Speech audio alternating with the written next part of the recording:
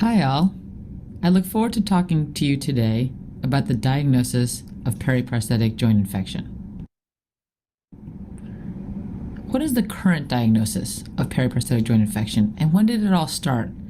Interestingly enough, back in the past, when it came to diagnosing infection, we simply looked at one positive culture as being indicative of infection. In 2010, the American Academy of Orthopedic Surgeons came together with a guideline committee. This was led by Dr. Jay Parvizi and Dr. Craig Delavalli, and they said we really need to develop some sort of guidelines to help people with identifying periprosthetic joint infections, as this is different from other infectious etiologies. They came up with 15 recommendations, and the majority were strong or moderate, and it was all based on a review of the literature. So what did they say? Things that are probably seen today when it comes to assessing patients that are seen more commonly, but back in 2010, it hadn't been put together in one big document. So if you suspect infection, what do you do first? ESR and CRP should be gotten in every revision case. ESR stands for erythrocyte sedimentation rate, and CRP is C-reactive protein. The questions are, what cutoff level should we use, and what type of CRP should we use? This is looking at a whole different list of ESRs. You can see here that the cutoff of 30 millimeters per hour has a sensitivity of 87% and a specificity of 76%. And this is based on a conglomerate of different articles, and there are more articles that have been there published since. The idea here is that if you take a bunch of red blood cells and you take them from the blood and from the serum, and then you take the red blood cells and you put them into a tube, and if they stack over 30 millimeters or 3 centimeters in an hour, then there's a lot of inflammation present.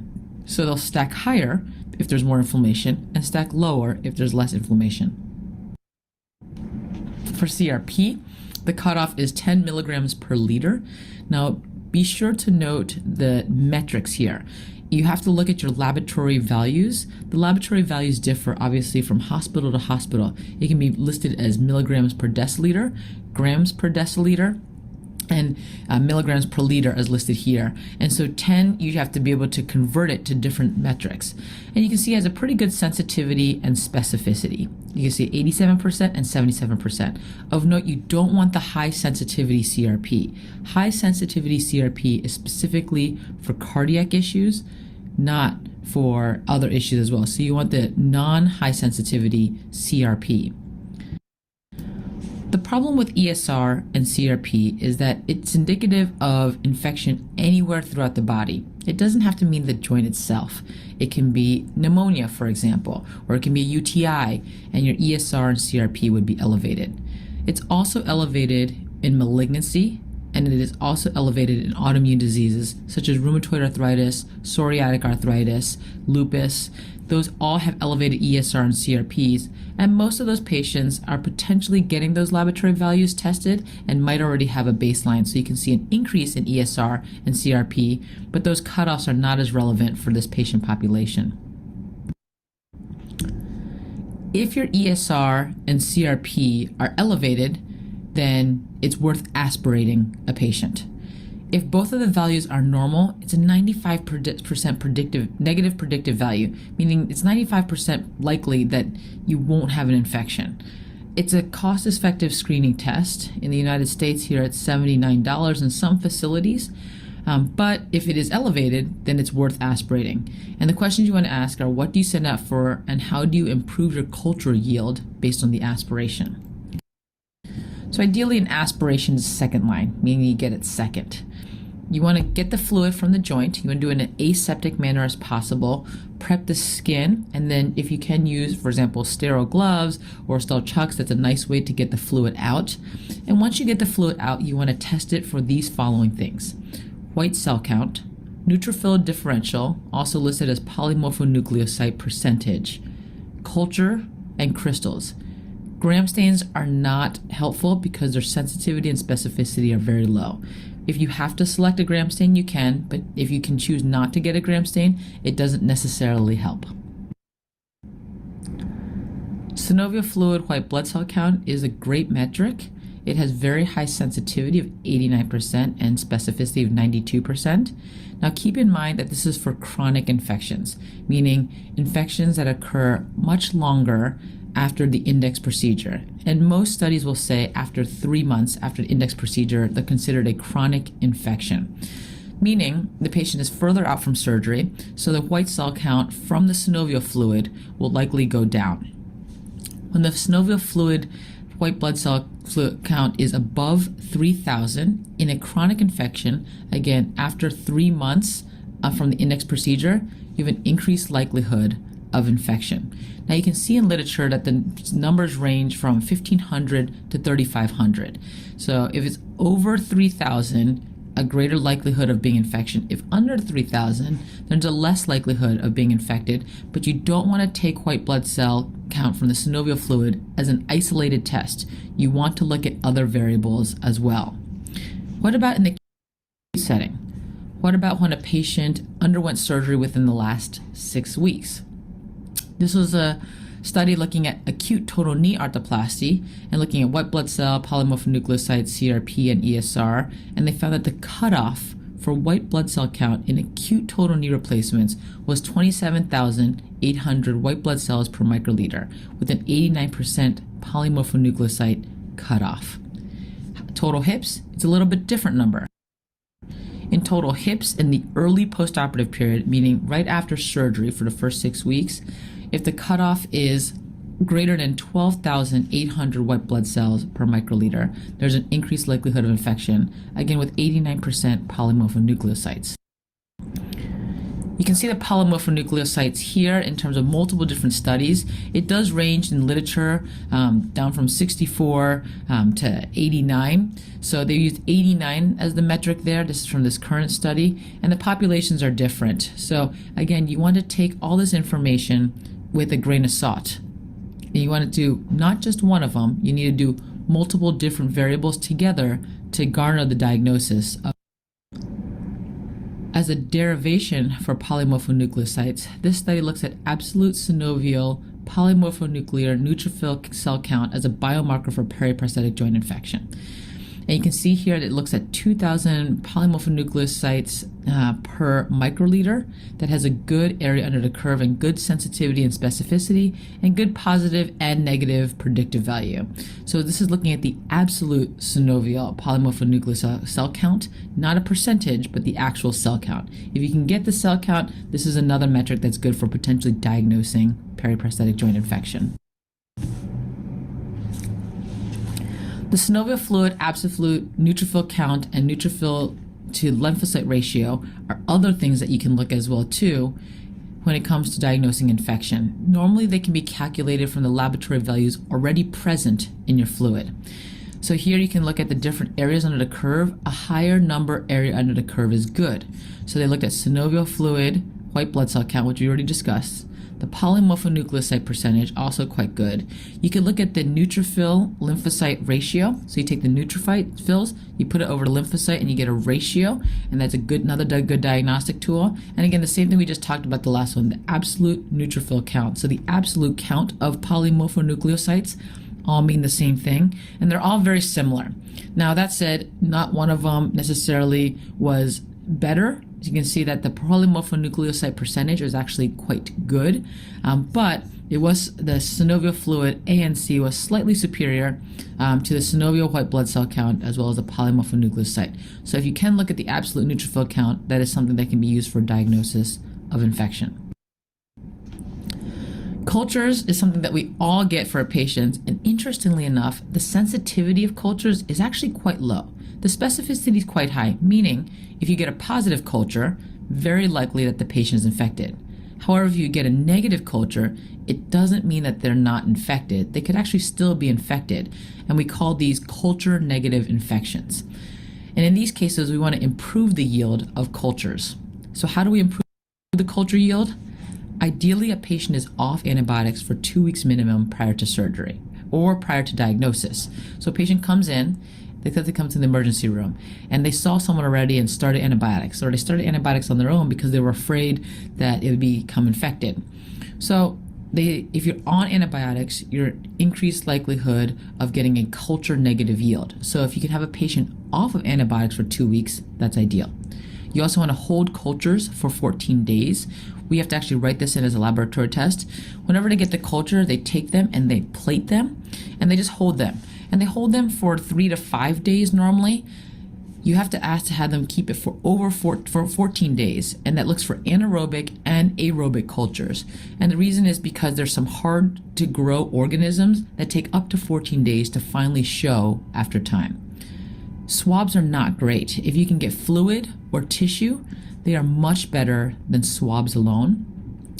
If you use blood culture vials, that's actually very helpful, and I'll show you a picture in the next slide. And then consider using sonication. That's something else I'll also cover in another slide. Blood culture vials. So what happens is in the ICU, for example, patients will have blood culture vials taken because they're getting blood cultures because they want to see if there's any bacteria growing in their blood. Well, those are actually really good media, you can see at the bottom here, for growing organisms from synovial fluid, which is helpful. So if you can get these, this is pediatric blood culture vials, are smaller. There's also bigger blood culture bottles. And if you can put the synovial fluid in there, it helps the bacteria grow as opposed to die, and then you can probably culture them. Down here it says the aerobic and anaerobic cultures should be kept for 14 days, and then fungal and tuberculosis cultures, ideally you keep them for 6 weeks. It's a very, very long time, but it's important to talk to your lab about it if you're really suspecting something like fungal or tuberculosis in your patient. Another way to improve culture yield is doing something called sonication. This is only available at some places.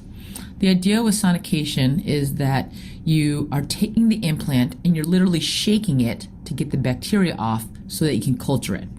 So what you start off with is you can put, this is example, LR or lactated ringer solution into a container. It's a sterile container.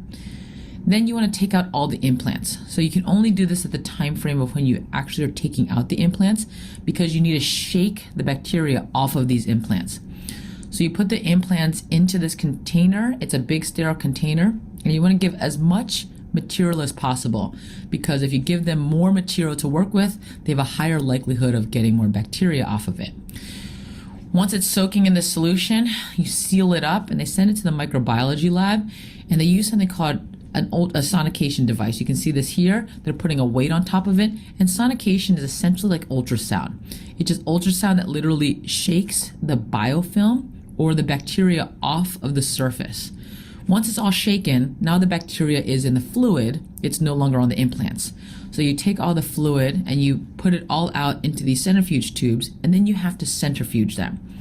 The purpose of centrifuging them is to get the bacteria out into what we call a culture pellet. And you can see that there, that material at the bottom, that's the culture pellet that you have there.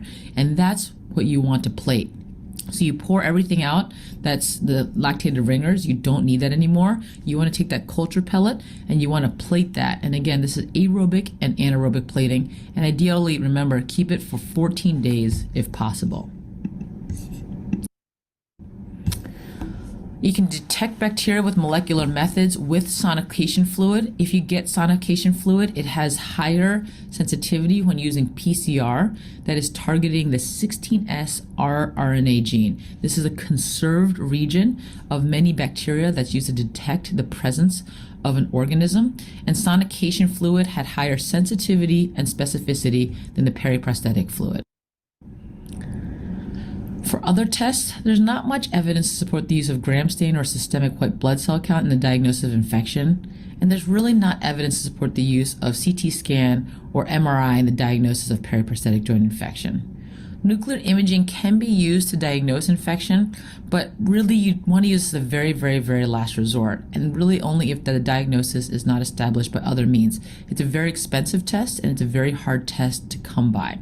You can use bone scan and indium scan together, where they take blood out, they tag it, and they can use white blood cell tagging and put it back into the body to see where it lights up. And it does improve the sensitivity and specificity by combining these imaging modalities, but I would really strongly recommend using serum and synovial fluid as diagnostic markers instead of imaging.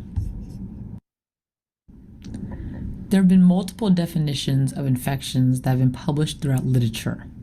The first one came in 2011 from the Musculoskeletal Infection Society.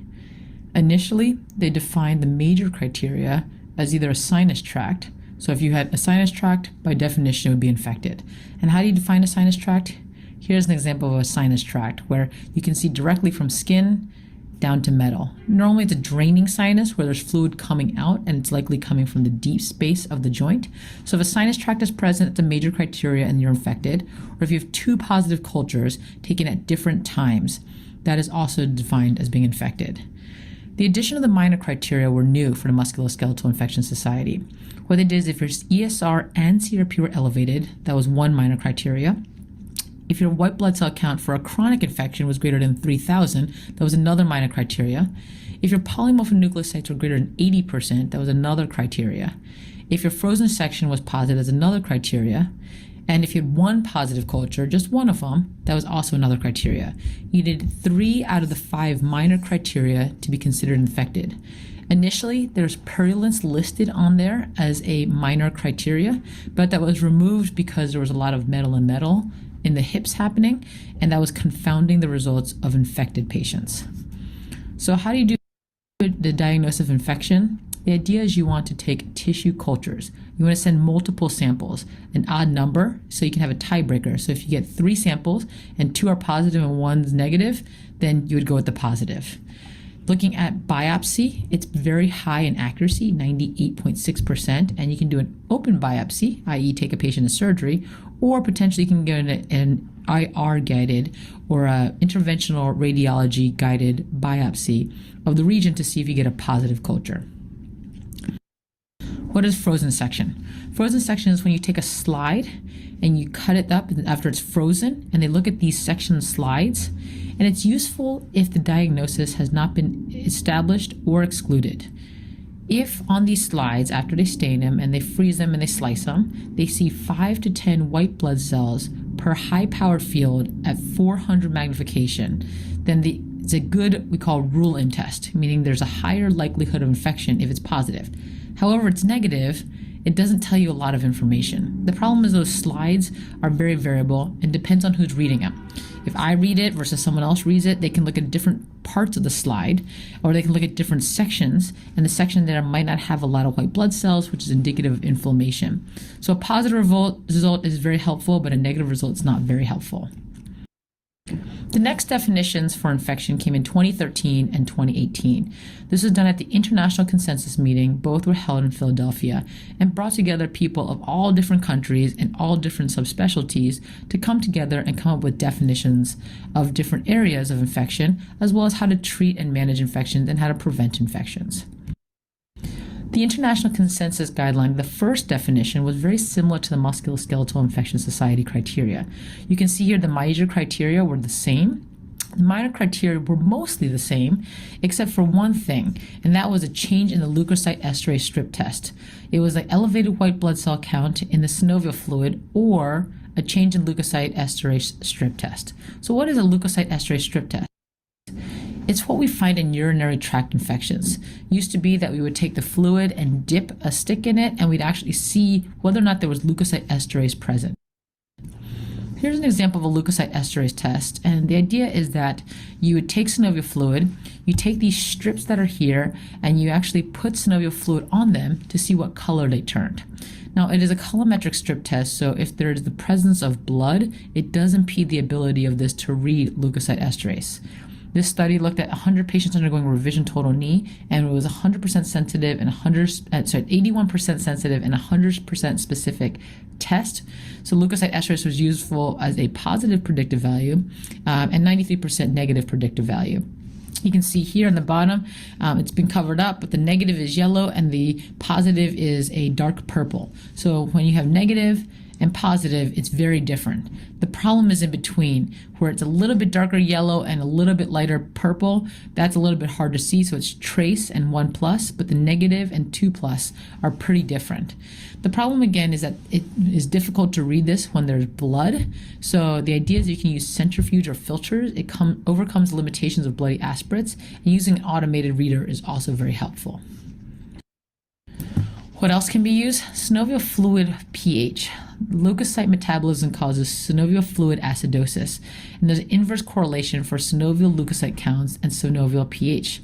So you can see that those who were infected was a lower pH because it's acidic, versus those who were a slightly higher pH where those were aseptic. And the optimal cutoff, they said, was 7.11. Again, you don't want to use this alone, but it is an interesting adjunct. Next definition of the international consensus meeting for a periprosthetic joint infection came up with a point system. And this point system was the next step in saying, look, it's not always infected or not infected. Sometimes patients are inconclusive. They're in a gray zone where you don't know if they're fully infected and you don't know if they're not infected at all. And they gave point values to these different things. You can see here, serum CRP or D-dimer. And we'll go over D-dimer in just a little bit. So these were one or the other, got 2 points. Serum ESR got 1 point. Synovial fluid white blood cell count or synovial fluid leukocyte esterase or synovial fluid alpha defensin gives you 3 points. So it's a high point value, but it's one of those three. Elevated polymorphonucleosides in the synovium, in the synovial fluid is 2. Single positive culture is 2. Positive histology was 3. And then positive intraoperative purulence. Now you have to make sure that it is not a metal on metal causing purulence, but that number also went to 3. If your combined score was 6 or above, you were considered infected. If you're between 3 and 5, it was kind of inconclusive. And then less than 3 was not infected. So again, it allowed for a gray zone area here. Synovial fluid CRP is something that's interesting to look at. We always look at serum CRP, but Dr. Parvizi and his team said, look, synovial fluid CRP could be interesting to look at. So we compared aseptic to aseptic patients, and you can see that the synovial fluid CRP had improved sensitivity and specificity compared to serum CRP, and the aseptic level was much higher than the aseptic patients. Alpha defensin, it's an antimicrobial peptide that forms dimers. What happens is in the presence of bacteria, presence is here, and then your own cells, your own neutrophils, produce alpha defensin. And you can see when we're comparing aseptic to septic patients, there's a big delineation between and very little overlap. There's almost no overlap in this study looking at alpha defensin. IL-17, or interleukin 17, interleukin 6, and interleukin 1, on the other hand, do overlap a lot, and that can be problematic. How does alpha defensin do? When comparing to the MSIS criteria for periprosthetic joint infection as the gold standard, you can see that the sensitivity and the specificity are both very high. SynoviSure is available in certain parts of the country as almost like a pregnancy strip test. You take the synovial fluid, you put it on there, and you can see if it's positive or negative. This should be done in the lab though, and not necessarily done in the clinic setting. This test, while good, has a slightly lower sensitivity and specificity than the send-out tests of alpha defensin. Serum D-dimer is an acute phase reactant that's present in pulmonary embolism, but it's also increased in any other times when the body is under acute reaction, such as infection. A cutoff of 850 nanograms per milliliter was seen as a sensitivity of 89% and a specificity of 93%. And the pro is that it's a hospital laboratory test that's mostly available in most hospitals, and it can be helpful as a serum test for reimplantation, but it's not necessarily specific enough with regards to diagnosing infection alone. Plasma D-dimer is non-inferior to serum C-reactive protein in the diagnosis of periprosthetic joint infection. You can see here all of them in the aseptic versus septic group. It was definitely different in the PJI group, and the difference was significant. And you can see these different cutoffs here for CRP, D-dimer, ESR, and fibrinogen. And plasma D-dimer, from the sensitivity and specificity standpoint, were not necessarily inferior to it, but CRP is still the highest when it comes to the sensitivity, but it's not as specific as the other tests that were done in this study. In addition to D-dimer, you can look at plasma fibrinogen, and it does exhibit better performance than the D-dimer in the diagnosis of periprosthetic joint infection, not necessarily the reimplantation when doing a two-stage exchange in total joint arthroplasty. And you can see the area under the curve is the greatest for fibrinogen versus the other factors here. One last definition is the European Bone and Joint Infection Society definition. You can see here it separates into infection unlikely, infection likely, and infection confirmed. And you can see here the green are all low levels, infection confirmed. The leukocyte count, again, this is looking at chronic infections, not looking at acute infections. And the likely is the in-between one. They added clinical features here. Of note, you want to look at the summary key because there's a lot of footnotes at the bottom of it that can clarify the different definitions. There are other molecular markers that can be used to diagnose periprosthetic joint infections. Here are a list of a bunch of different biomarkers that are found in the serum, synovial fluid. These are cytokines, acute phase proteins, coagulation cascade protein factors, growth factors, adhesion proteins, and those with antimicrobial function. Not all of them are specific to periprosthetic joint infection. One of them that's been useful to look at in the trauma setting is interleukin-6. This is also looked at in the serum and synovial fluid in patients with periprosthetic joint infections. And you can see that there's different levels that have different specificity and sensitivity with regards to diagnosing infection. There's also a point of care test looking at interleukin-1 lateral flow, and you can put synovial fluid on it and you can see the rapid detection of potential infection. Again, this is one data point. You don't want to use it as the only data point for determining infection. Calprotectin, it's less sensitive and specific than other synovial markers, but it can be measured quantitatively, and normally it's by an inexpensive lateral flow assay that's commonly used for other purposes in hospitals. Molecular methods include polymerase chain reaction, where you might only have a very little amount of DNA from the organism or bacteria or any sort of organism present, and you can amplify a single copy over multiple cycles so you can actually detect the organism. So for example, you have a culture negative yield. That's because the culture couldn't detect the low amount of organisms present. If you can amplify it through PCR, then you have a higher likelihood of detecting this. And when they were looking at PCR, they put this on a microarray, so like a chip with multiple different bacteria, and they found that it was much better than culture and its ability to detect bacteria even if antibiotics were already administered. You can also visualize bacteria. So this is using fluorescence in situ hybridization. Again, using that 16S, so that conserved region of rRNA, they use this FISH using confocal laser scanning microscopy to image biofilms and to see where the bacteria was present. You can also identify microbes by their mass and charge when they're ionized. You can see here that by doing this PCR electrospray ionization mass spectroscopy, you can delineate if it's a bacteria, if it's a fungus, if it's a virus. All those different ones have different masses and charges when ionized. And once it's identified, it's looked at through a referencing library, essentially, or a database, where you kind of compare the two and say, this is what the organism is likely to be. And they did a study where they can identify all bacteria present in a sample in less than 6 hours. And it can also detect genes that control resistance to antibiotics, such as MEK-A. And it has the same sensitivity to detect biofilm cells, which are those that are stuck to the implant, as the planktonic cells, which are those that are free floating. You can see here that this has been used in periprosthetic joint infection, and it was useful to use the sonication fluid by PCR electrospray ionization mass spectroscopy to determine which organisms were present. This is available by Abbott, as known as the IBIS Plex ID. It is incredibly expensive. Our hospital does not have this, and most hospitals can't afford something like this unless they're using it for many other purposes besides orthopedics. Next generation sequencing combines a few of these together. It uses PCR and the 16S conserved gene. It also looks at the ITS gene, and they put this to this huge throughput, and they come up with a curated amount of identification, and they put it against the database, and they find that greater than 90% agreement necessary for identification of an organism. A study was done where they took culture negatives, and when they ran it through next generation sequencing, 90% of them were positive. So it is much more sensitive at detecting this. And finally, you may not be able to identify the organism, but you would like to identify where the presence of bacteria is if you're treating infected patients.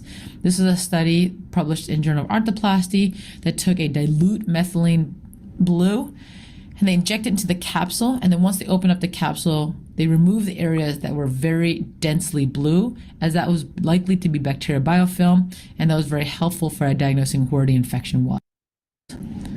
So the challenge is that no single test is 100% accurate, and it's difficult to diagnose patients with biofilm organism infections. It's also really difficult to diagnose fungal and tuberculosis infections, but we're getting more and more of these, unfortunately. Patients who have inflammatory arthropathy, patients who are in the early postoperative period, and patients prior to reimplantation, it's really hard to determine if the patient is still infected or has become infected. And finally, in the future, we want point-of-care tests that are low cost and easy to use. You want to have excellent accuracy in distinguishing between septic and aseptic failure, but you can't just have a point-of-care test that's based on some sort of laboratory test. You actually want to identify the organism. And the reason you want to identify the organism is because you want to know what antibiotics or antifungal to treat it with, and you also want to understand the antibiotic resistant profile. And finally, we need serum markers for reimplantation. It's not enough for us to just look at ESR and CRP that can stay elevated in the postoperative course. Are there other serum markers that are good for reimplantation if you're doing a two-stage exchange? As we know, synovial fluid is oftentimes difficult to obtain in between the first and second stages.